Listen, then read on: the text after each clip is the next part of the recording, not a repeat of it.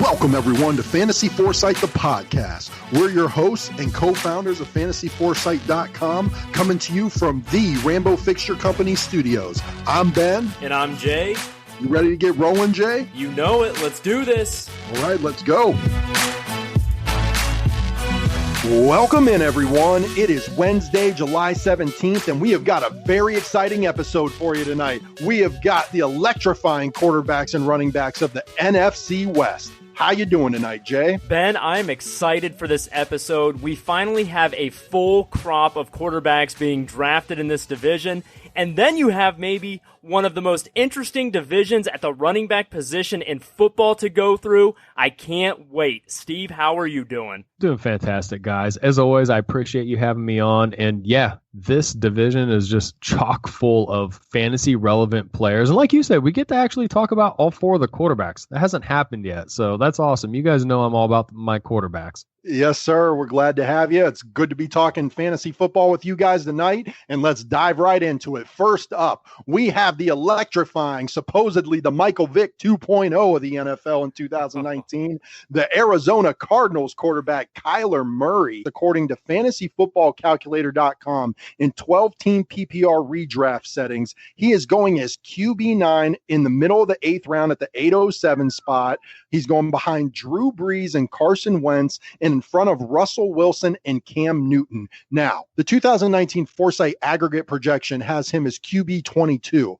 Total Foresight, all things considered, has him ranked as our QB 13 this season. And really, as we discussed prior to the start of this podcast, we really like that ranking. We think it's pretty solid. You know, we all acknowledge the massive upside this guy brings to the table, but we also acknowledge some of the growing pains and the risk that he brings to the table. And I saw a very well-timed and intuitive tweet by Mike Clay, of course. He was saying that all of the projections that everybody has going for Arizona right now is just all rose-colored glasses and all best-case scenario. There could be a lot of transitional growing pains right now. And so I think QB 13 nails it. Well, I'll tell you this. I think he is a very high-risk, high-reward player in his rookie season just because you don't know what to expect. On a team that was 3-13 last year, was not very good offensively. He has the worst-ranked quarterback savage score in our metrics heading into the season, partly for that reason. They have a brand-new coaching staff that is going to run a very up-tempo offense,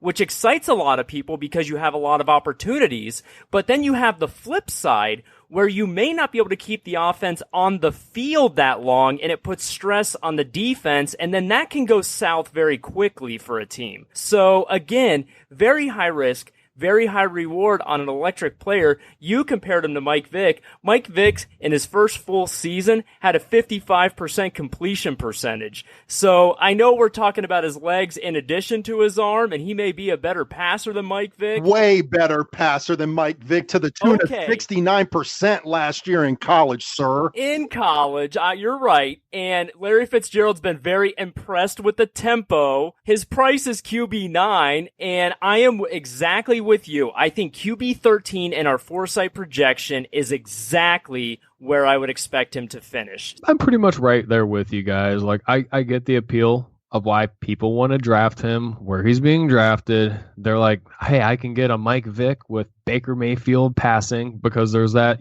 Sooner comparison that's going on between him and Baker. And we've heard on some other podcasts about how successful running rookie quarterbacks have been for fantasy.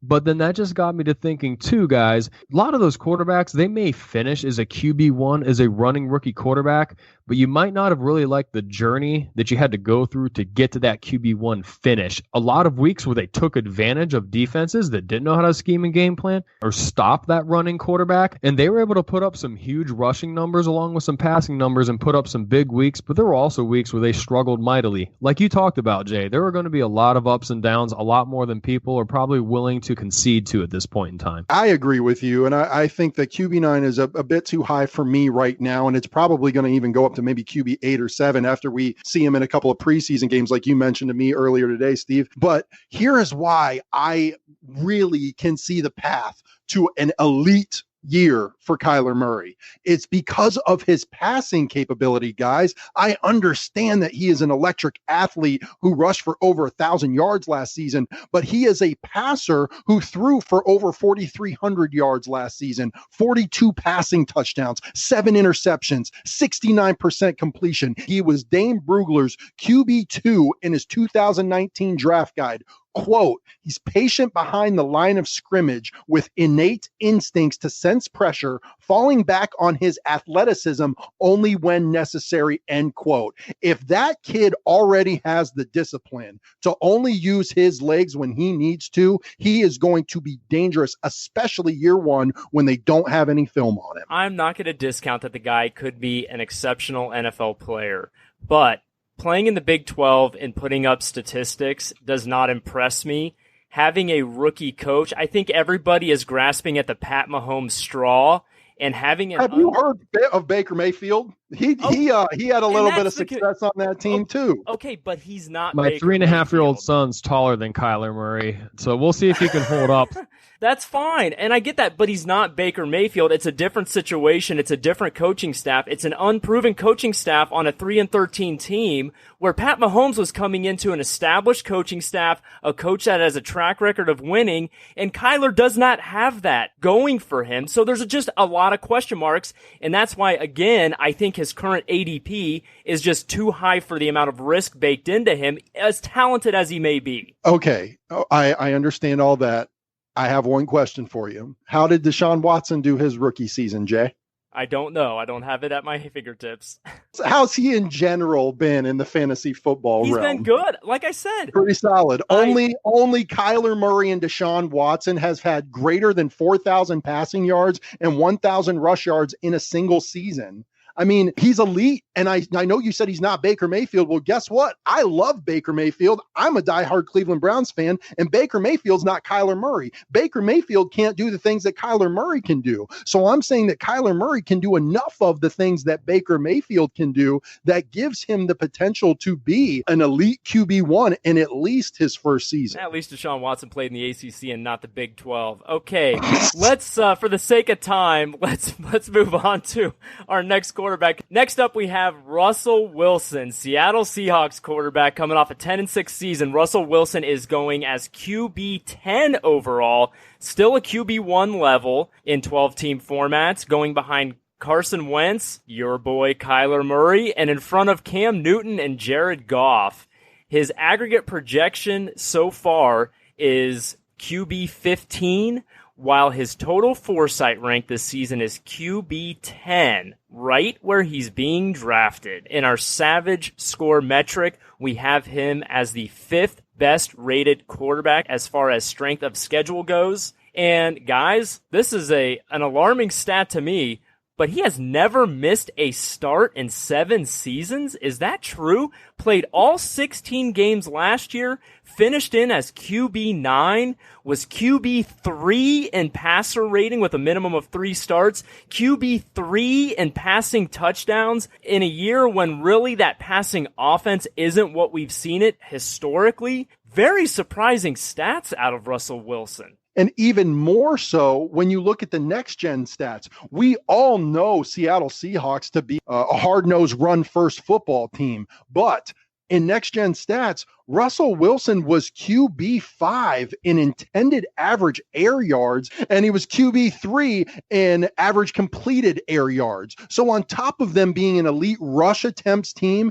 Russell Wilson, with not a lot of help, was able to turn in a really impressive season. And then he, as a bonus, still gave you the QB7 in rushing attempts and QB6 in rushing yards. He had 0 rush touchdowns last season. You got to think that's going to change this year. And I really, really like his ADP value right now. QB 10 in the back end of the 8th round. And Steve, I know you've got some good news on the consistency and playoff side. Yeah, Russell Wilson, pretty much as he has been his entire fantasy career, top notch when it came to consistency. When you look at how many times he finishes a QB1, so for everyone listening, 12-team PPR, we're talking a top 12 guy. he tied for QB4 in that metric. He did that 10 times, so very consistent from the quarterback position. And when you look at his average weekly ranking, he comes in at QB8 overall. And then when you look at what he did in the fancy playoffs, when you look at his semifinal performance and his championship performances, he's coming in as QB6 and QB5. So you couldn't be any happier with Russell Wilson than you were when it came to that. Now, I know for me, the things that probably scare me off of him a little bit is just the 8.2% touchdown rate, which there's only been 8 such seasons at 8% or higher in the last 20 years. And, even if he regresses back to 6%, which is considered elite, and it's actually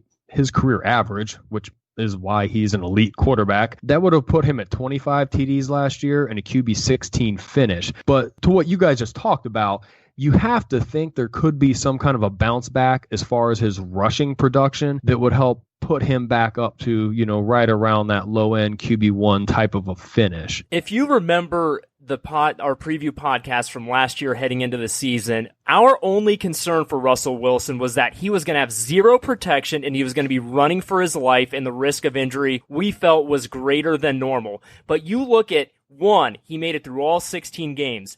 2, look at the rushing production he put up and did not score a rushing touchdown and still finished as QB9 overall in the season, and his passing production. It was all there. And then you look at the fact that he finished QB6 and QB5 in the fantasy semifinals and the fantasy championship weeks, and the fact that the guy has never finished below QB11 in his career.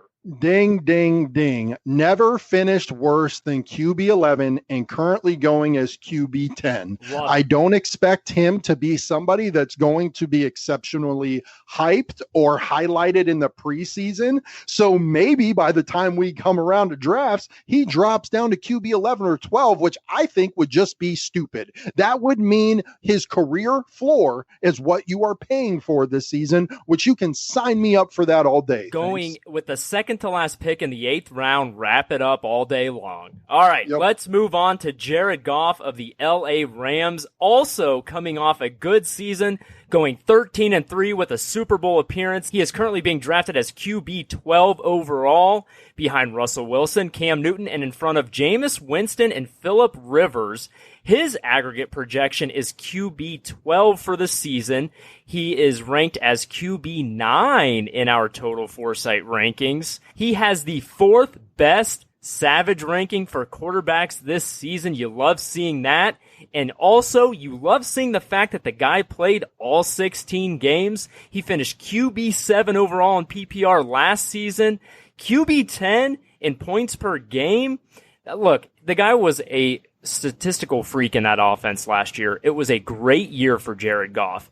Look at some of these stats, Ben. QB 19 in accuracy, QB 8 in passer rating, QB 10 in pass attempts, QB 4 in pass yards, and QB 6 in passing touchdowns. You love seeing all that. Yeah, and then when you talk about next-gen stats, intended average air yards and average completed air yards, he was 8th in intended and 4th in completed. So elite all around. Now, as Steve is about to talk to you about, as nice of a season as he had, I acknowledge that he trailed off down the stretch. But I want to make the point that year 1, I don't even count. It was Jeff Fisher. It doesn't even matter. So in my mind, this is Jared Goff's real 3rd season in the NFL, and he has taken leaps and bounds every single season. And if that man can sustain that trajectory, I think that he could be in line to sustain the overall QB7, QB10 performance. And maybe if he cannot trail off as much down the stretch, he can improve upon that by a notch or two. And yeah, Ben, consistency-wise, when you look at how many times he landed in the top 6, he was rather elite. He tied for QB4 in that metric. Otherwise, there wasn't anything bad about as far as his top 12 finishes and his average weekly ranking. He's right there at QB11, which is solid. We don't need to get into his playoff performance. We know all about that. And for me, guys, it comes down to the health of Cooper Kupp.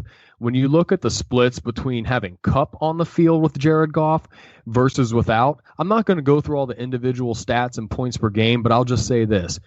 In 7 games with Cooper Kupp, QB2 in all fantasy. 9 games without Cooper Kupp, QB 20 in all of fantasy. So if Cooper Kupp is healthy, he's back. There's a lot of value to be had there. I don't know about you guys. I've been able to get Goff in like the 12th round of mock drafts, which seems silly given the fact that Kupp should be back next year. Well, Steve, you make a great point. It is as simple as Cooper Kupp's presence in that offense. And as recently, with a much older version of Cooper Kupp and Julian Edelman, we just saw him come off a couple years ago, a similar injury very effectively. So I have no reason to think that Cooper won't be able to do the exact same thing. So hopefully it is back to business as usual for Jared Goff, and the people that only remember that Super Bowl performance are going to pass on him. And like you said, Steve, even though that according to fantasyfootballcalculator.com, he's going in the back end of the ninth, when we do our mock drafts, I agree with you. There's plenty of times that I'm getting him in the double-digit rounds or almost for free, and that just seems silly to me.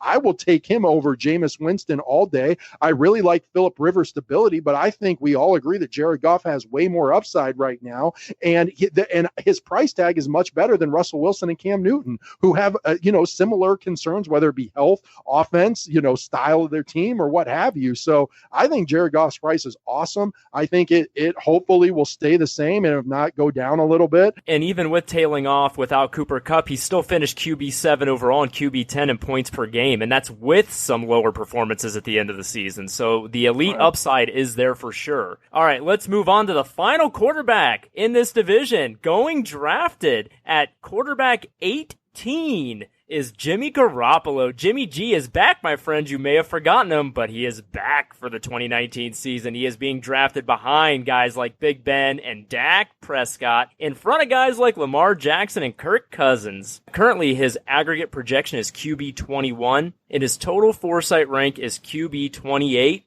And I can tell you right now that is strictly from the limited sample size that we still have on Jimmy G to this point in his career. He has the 19th best Savage ranking, so his strength of schedule is really middle of the road in the NFL, and coming off a season in which he only appeared in 3 games before going down for the season. So guys, Jimmy G's back. There was a lot of hype about him going into the 2018 season. We didn't get to see it for the entirety. What do we expect for 2019? Is this the bounce back year, the breakthrough year for Jimmy G in San Francisco? Well, Jimmy G's got a couple of things going for him. Number one is he's got one of the youngest, best offensive minds in the NFL, and that's head coach Kyle Shanahan. Number two, he's got a couple of weapons now. Remember when Marquise Goodwin was supposed to be the best offensive weapon for him? I think they have a plethora of capable running backs in Tevin Coleman, Jerick McKinnon, and Matt Breida, and they've added some weapons with the wide receivers. George Kittle is proven himself to be an elite tight end. So I'm really interested to see what happens. There are a lot of guys that I would prefer over Jimmy G,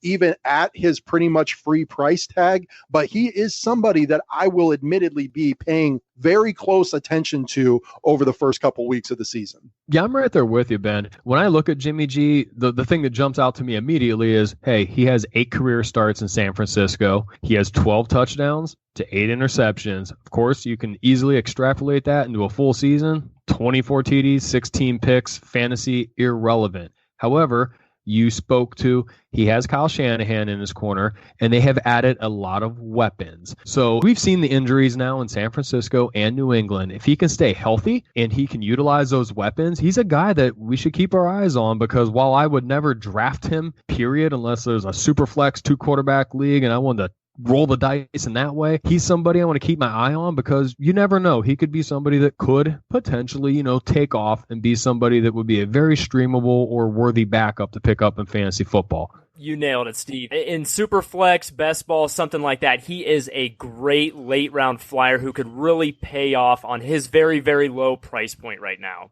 Big upside there. All right, now, guys, let's get to it. Honestly, in my opinion, maybe one of the most interesting divisions at the running back position we are going to have. Every backfield is up for grabs.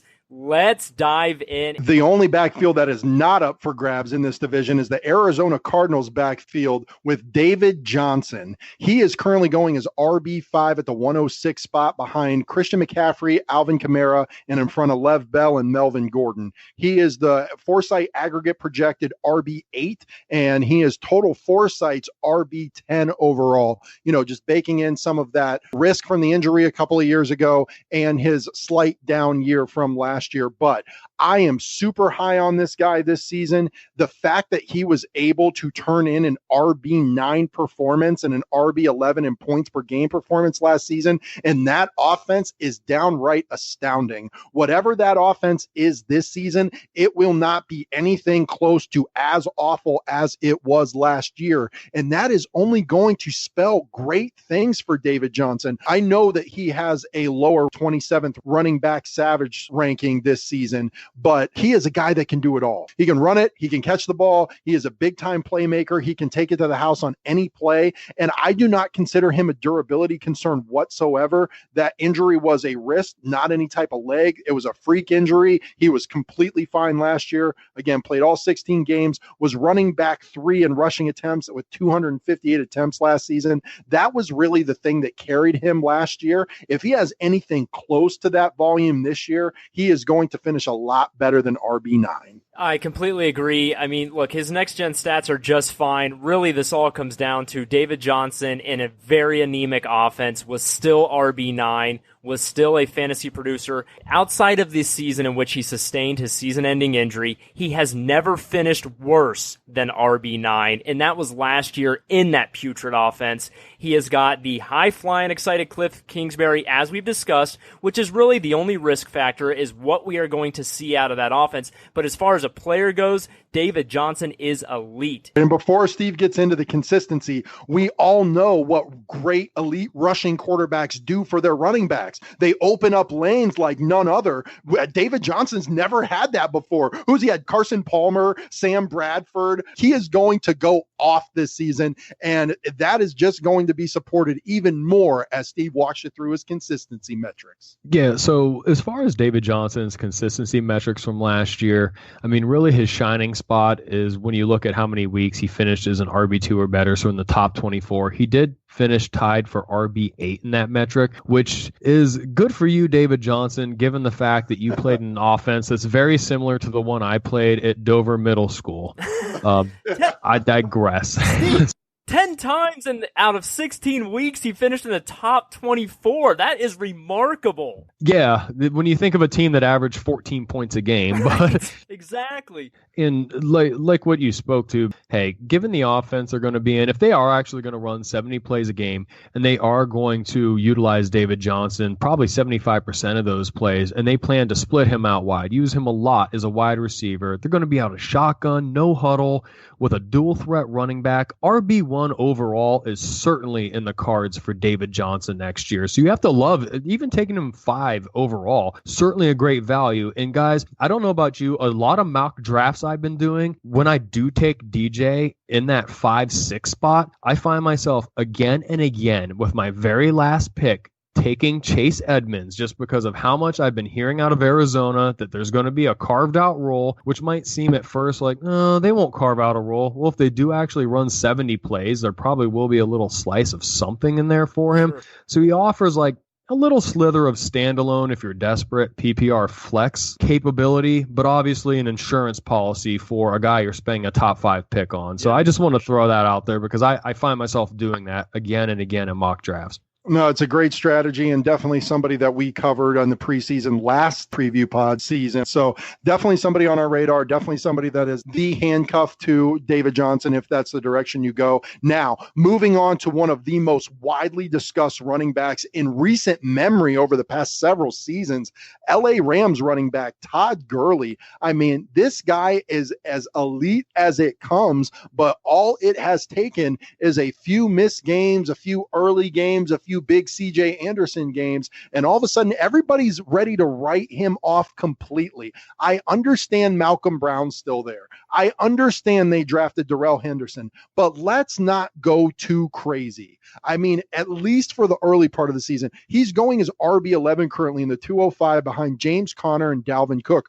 Why should you have more faith in Dalvin Cook than Todd Gurley at this point? I don't get it. Why should you have more faith than who's going behind him in Damian Williams at this point than Todd Gurley? I don't get it. Nick Chubb, the only reason I like him, he's a young stud on a great offense with no injury concerns currently, so I'm not going to argue with you if you want to go there. But I digress. He is total Foresight's running back 6 overall compared to a Foresight aggregate projection of running back 12. And he's got a middle of the road Savage ranking with a 15th ranked running back Savage score. Again, it's the perennial stud versus the arthritic knee. He was RB9 his rookie season, RB15 the following year, RB1 the following season, and RB3 last season, even in only 14 games. And he was RB1 overall in fantasy points per game, despite that RB3 overall finish. I mean, his metrics across the board are outstanding, running, passing. The only concern is how long can that knee hold up, and are they going to try to use him like they've always used him for as long as they can? Or are they going to try to limit him more and give him half the volume he's had? But even with half the volume, is he going to be 75% of Todd Gurley still? And that's really the question is going to be his usage. Listen, I'm sure Russ, who you can find at ForesightFFPT on Twitter, can tell you that an arthritic knee isn't something that occurs overnight. It didn't just happen in week 16 of last season. In week 14, he finished RB35, left the game,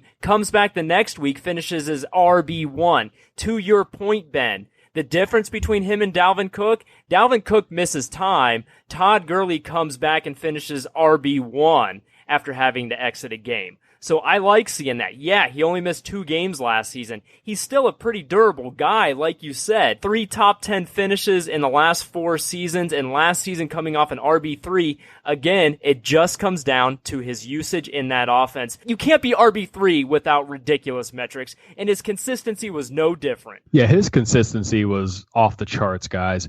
Weeks finishing in the top 6. He did that 9 times, which is RB1. Weeks in the top 12, did that 12 times last year. That's RB1. Weeks in the top 24, just because he did get hampered a little bit there down the stretch, did that 13 times, tied for RB4. But guys, even with that, his average weekly ranking was, he was RB1 in that category, but his average weekly ranking was 7.4.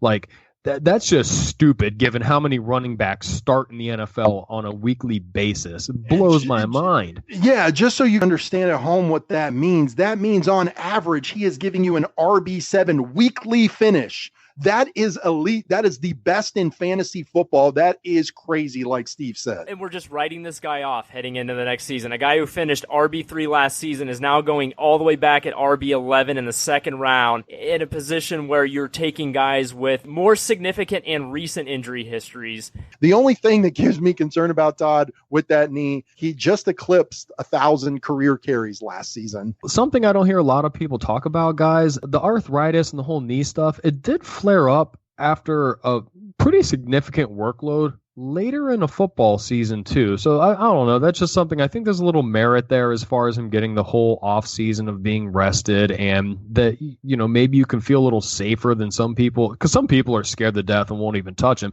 I've seen him gone as late as the late 3rd round in some mock drafts, which is just yeah. And to your point, Steve, everybody knows about that knee. He knows about that knee. Everybody's doing everything they can to make sure he's ready to go this season, and they're going to monitor it. And it, like we said to begin this, it just comes down to how they're going to use him. Are they going to ride him until he breaks and then go to the rookie? Or are they going to pace him so he's there at the end of the season and maybe give him a few less touches? As we've seen with running backs, it can really go either way.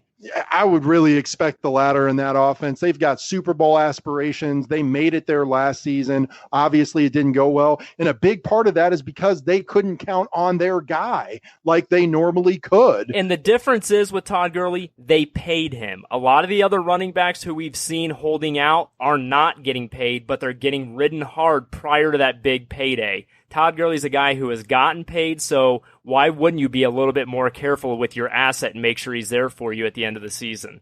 All right, great stuff. Moving on to another exciting backfield in this division. We've got the Seattle Seahawks up next with Chris Carson, currently going in the middle of the 5th round as RB26 behind Kenyon Drake and Sony Michel, in front of our guy James Sweet Feet White and Tariq Cohen. He is Foresight's aggregate projected RB13, and he is total Foresight's RB17. He has the second best RB Savage ranking in 2019. And on June 24th, per Shane Mickle of ClutchPoints.com, quote, off the field, Carson is soft-spoken and reporters often have problems hearing what he is saying during interviews. However, on the field, he's a bruising back that loves to seek out contact and tries to run over his defenders. He isn't the biggest running back in the league, but he is one of the toughest to take down. Last season, Carson led the league in broken tackles with 58, which was 2 ahead of Saquon Barkley. It's a demanding style of play, but Carson has proven that he is excelling at it, end quote. This guy is elite. I understand some of the Rashad Penny love out there, but here's what I've learned in this research.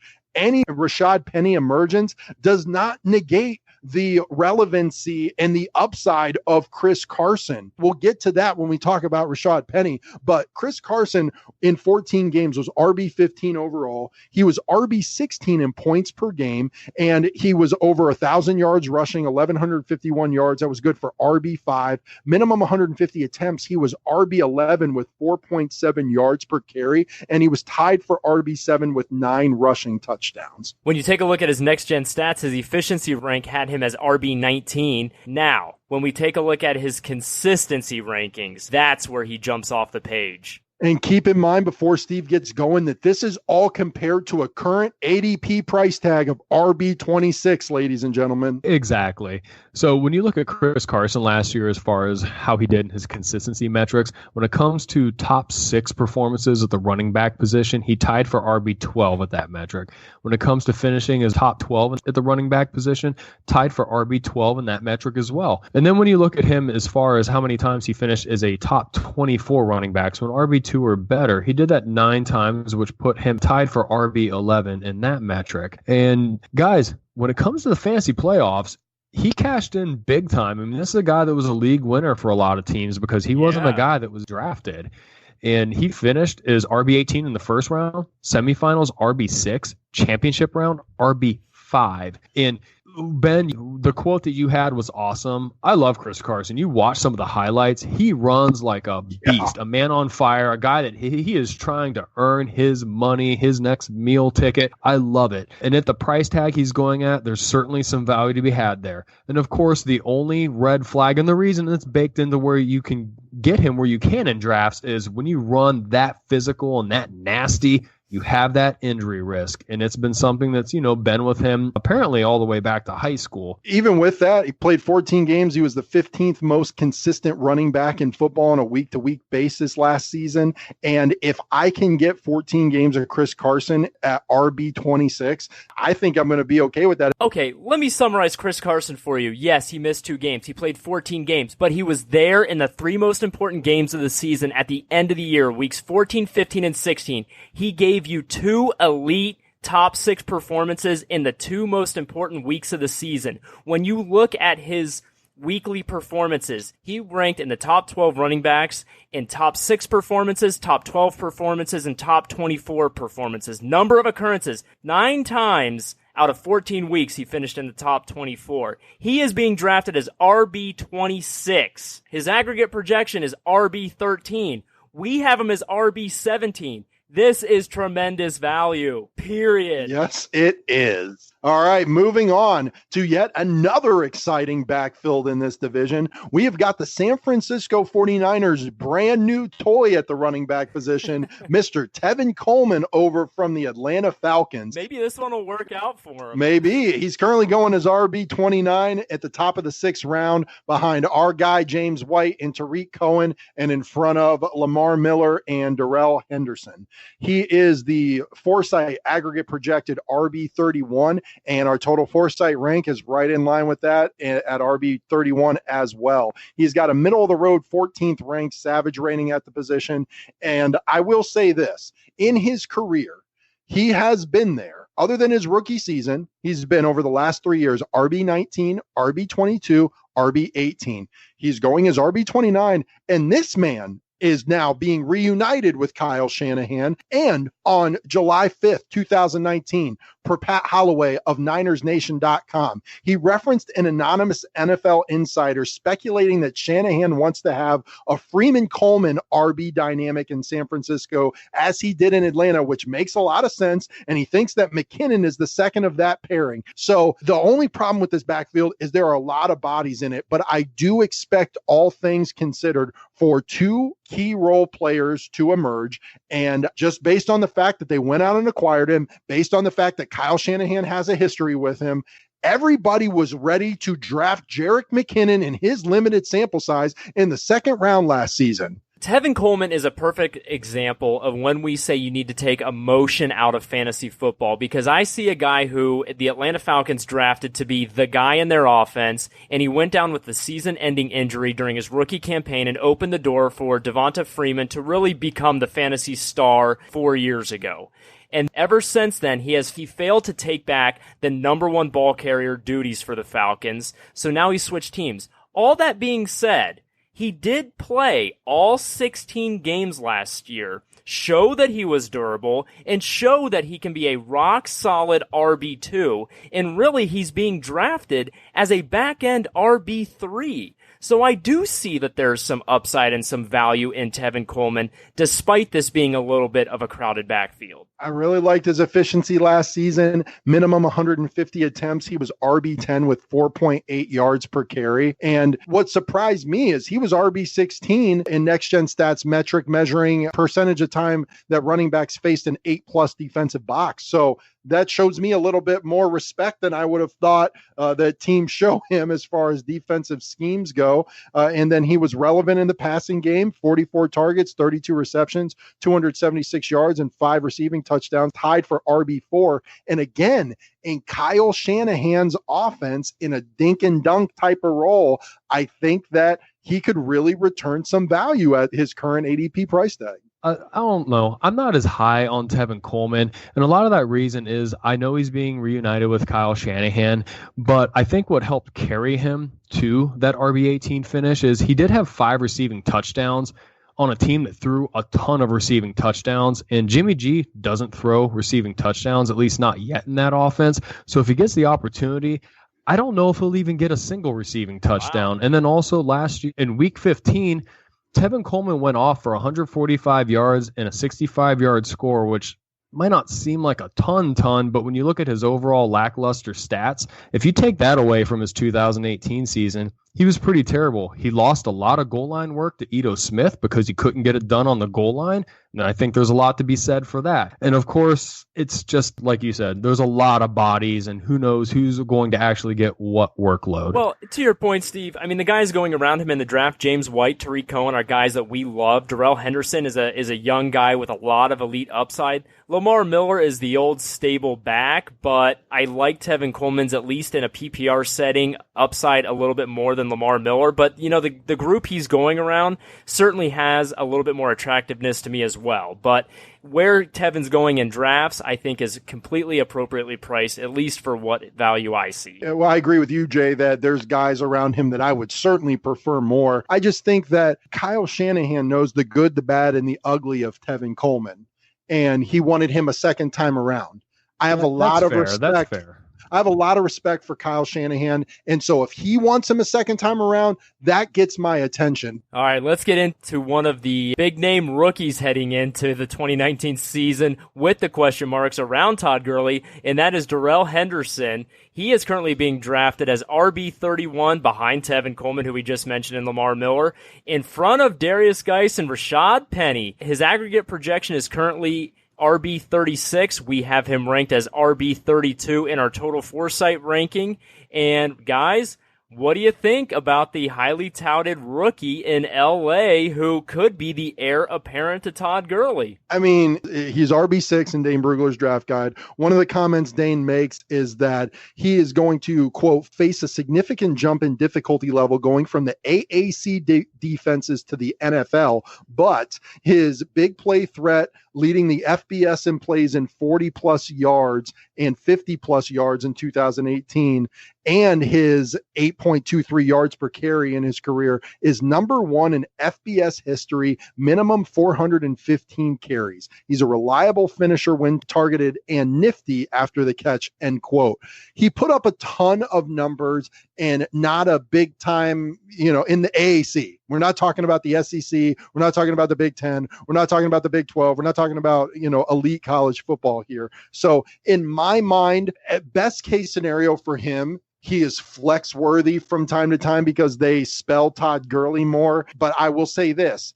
If you go Todd Gurley, you better be taking him or Malcolm Brown, one of the two. That's interesting. Yeah, Henderson certainly has some appeal in that offense and with the question marks around Gurley's knee. But to begin the season, certainly a risky play to count on to start for your fantasy team. I mean, I don't know if you can rely on this guy at least going into week 1 to put up starting numbers for you. And guys, that 6th round draft price, I just can't do it.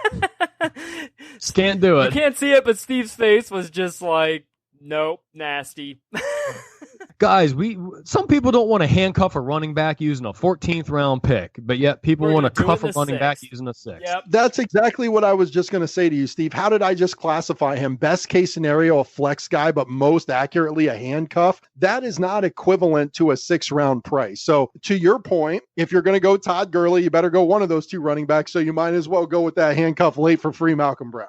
The guy who knows the offense. Very true. Yep. And a guy that they re-signed. Absolutely. So, all right, let's talk about the next guy. Let's do it. All right. Now, we've got the other Seattle Seahawks running back, Rashad Penny. This guy has been somebody that Jay and I have widely discussed and, have a lot of different opinions on. He's currently going as RB33 in the 7th round, not any crazy draft capital, going behind Darrell Henderson, going behind Darius Geis, in front of Latavius Murray and Miles Sanders. I got to be honest, on that list, I think Rashad Penny could have the most upside. The only other guy that it's between for me in that group is Latavius Murray. He is Foresight's aggregate projected RB38. He is Total Foresight's RB61 because he got a limited role last season. And just like Chris Carson, has the 2nd best RB Savage ranking in 2019.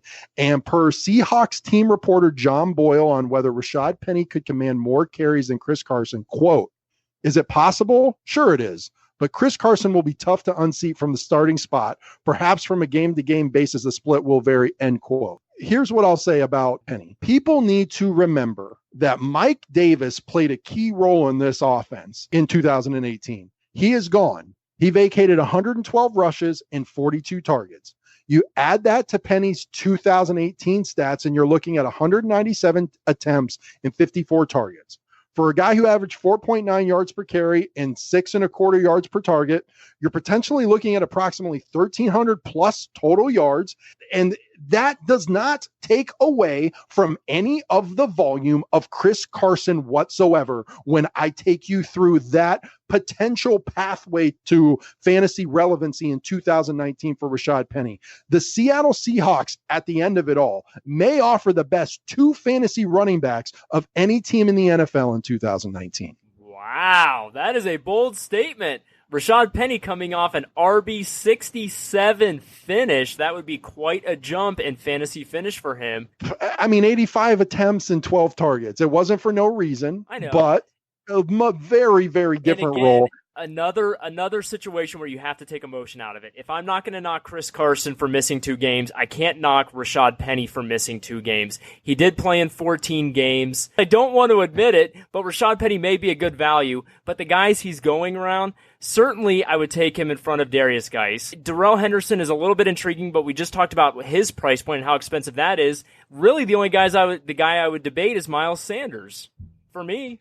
Seattle ran the ball so much. The reason I'm concerned about Russell Wilson is just like the lack of passing volume. And last year, I don't remember, was it a pinky finger? I think it might have been because it was sort of laughable. But Rashad Penny did, he came into camp overweight. He missed a lot of the preseason, and it just kind of like set him back. He was one of those rookie running backs that really didn't get a shot till later in the year. And the fact that he's there, he's in shape, he's showing out right now, while, Carson actually had a small knee procedure in May. So it's just one of those things where it's like, I wouldn't be surprised if a team that is so thirsty to run the ball, if they do find a way to get Penny 200 carries some way, shape, or form, which would give him some value where he's going. Sure it would. Well, and in PPR leagues, Mike Davis had all of the PPR upside. That is all vacant. And it didn't look like Chris Carson was a guy that they wanted to target. So to me, that naturally goes to Penny. So it's the combination of the increased rushing attempts and the vacated running back targets that are available for him. And then you couple that with what Steve just said, where he's coming into camp, lighting things up, looking ready to go versus the very stagnant, questionable start to his offseason last year. So I think that, again, like I said, this offense could end up producing the best tandem of running backs in fantasy in 2019. All right, let's finish this up with a pair of running backs from the Niners. First up, Jerick McKinnon. He is currently being drafted as RB46. Do you want to just handle both these guys at the same time? I mean, what do you want to do with them? Yep. Matt Breida is RB57 in the 13th, at the end of the 13th. Matt Breida is even cheaper than McKinnon. He did a lot more than McKinnon last year. I mean, I know McKinnon got hurt, but whatever McKinnon's career highs were in Minnesota, I don't know if they were better than what Matt Breida did last season. No, Jerick McKinnon has finished RB48, RB58, RB27, and RB17 before suffering a season-ending injury before the season last year, and what a difference a year makes. From being the guy in the offense, now he's part of a three-man backfield, and Breida flashed last season. Heck, there were two other running backs that stepped in and showed flashes last season, and now they bring in Coleman, who is legitimate, and so where does that leave McKinnon now? There is a lot of risk with these last two running backs. And yes, you're not paying a high price for them, so they can give you a little bit of upside. I just don't know if the upside is enough to warrant selecting them in your draft. In a questionable backfield, in a crowded backfield, if you're going to go with any of them, go with the cheapest. In this backfield, the cheapest also happens to have been the most productive last season, and he was in minimum 150 rushing attempts. He was RB2 in the NFL with 5.3 yards per carry last season. So, don't quite count out Matt Breida. If you're taking late round upside dart throws in the 13th, 14th round, and you're going the running back position, if you think somebody's going to emerge in Kyle Shanahan's offense as the running back, and you have faith in Matt Breida for what he did last year, I'm not going to blame you for taking him as RB57. And then, guys, I just have to throw in there random next-gen stat for you that relates to Matt Breida. The last 2 years, the single fastest clocked play out of any player, which was right above Tyreek Hill, is Matt Breida. Wow. You know who else is on that list, Steve? You are. Derrick Henry. That's true. Don't draft Matt Breida. I love it. The Niners still have Jeff Wilson and Raheem Mostert. It's a crowded backfield. This is something where you want to see how it plays out before you're willing to invest in anything. Unless you're in best ball, then throw a dart. Well said. Best ball. Yeah, exactly. It was a fun app, guys. It was. All right, that wraps up another episode of the Fantasy Foresight podcast. Thank you for joining us. Couple of quick reminders, some new developments with Fantasy Foresight. Go on to fantasyforesight.com. Check out our new online store. Load up with some Fantasy Foresight gear. Tell your friends that you've got total foresight. Don't forget about Steve's blog page, the Foresight Encyclopedia, where he goes through some deep dive analysis. His last entry about Zach Ertz.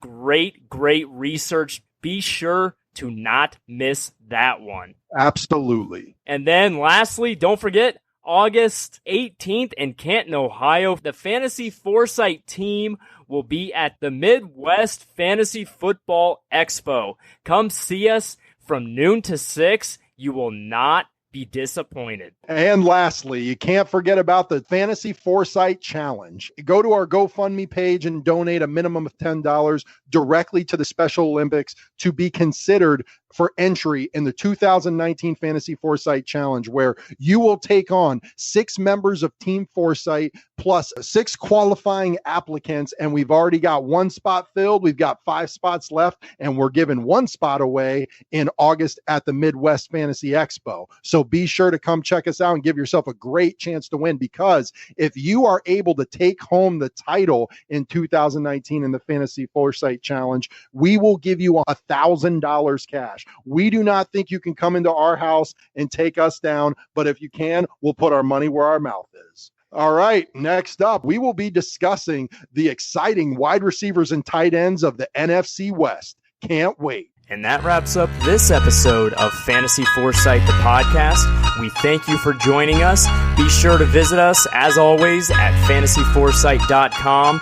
Use the links at the bottom of the page to find us across social media, including Twitter, Facebook, YouTube, and wherever you pod. We hope you enjoyed the episode, and we'll see you next time.